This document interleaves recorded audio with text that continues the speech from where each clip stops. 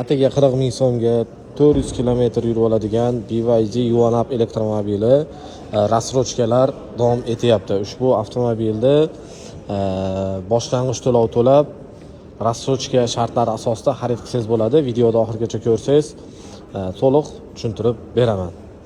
BYD Yuanap elektromobil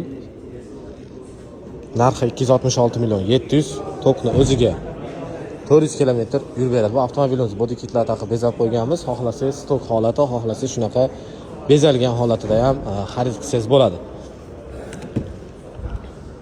Narxi 266 million 700, boshlang'ich to'lov 60% berasiz, 161 million. 12 oyga 8 million 800 dan tushadi.